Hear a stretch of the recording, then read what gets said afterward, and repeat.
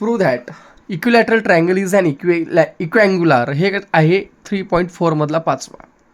पहिल्यांदा आपण equilateral triangle काढूया ABC.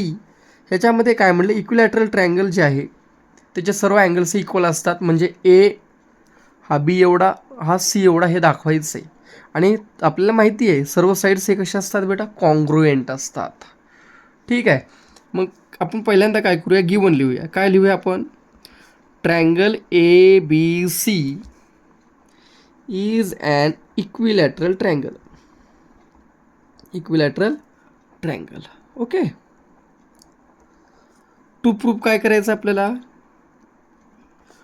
Triangle ABC is an equiangular. आता प्रूफ बघा, इन ट्रायंगल ABC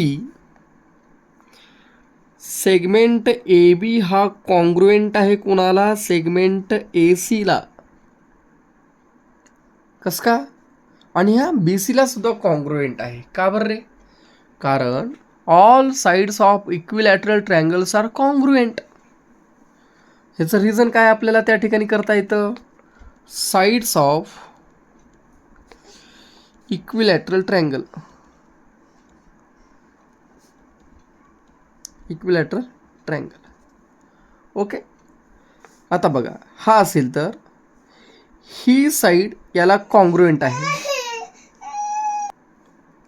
म्हणजेच angle ABC congruent angle AC इकडलं ACB. Reason लिहायचं, आयसोसिलेस ट्रायंगल थेरम. दोन साइड्स जर कॉन्ग्रुएंट असतील तर दोन अँगल सुद्धा कसे असतात, कॉन्ग्रुएंट. ह्याला नंबर 1 दिला. परत त्याच पद्धतीने in triangle ABC segment AC congruent segment समजा BC. रिझन काय लिहिणार, same, sides of an equilateral triangle.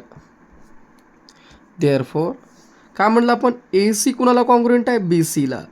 दोन साइड जर कॉन्ग्रुएंट असतील तर दोन अँगल सुद्धा कसे असतात, कॉन्ग्रुएंट. म्हणजे अँगल A कॉन्ग्रुएंट कुणाला आहे, B ला.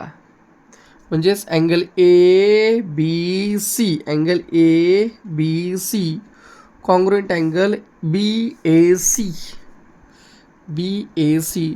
रिझन सेम, आयसोसिलेस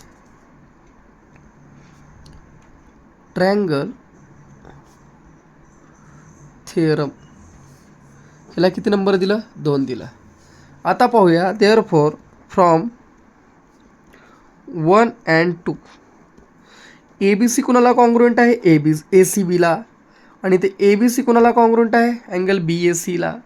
म्हणजेच काय तर अँगल ABC कॉन्ग्रुएंट आहे ACB ला, आणि ACB कोणाला कॉन्ग्रुएंट आहे, अँगल BAC ला.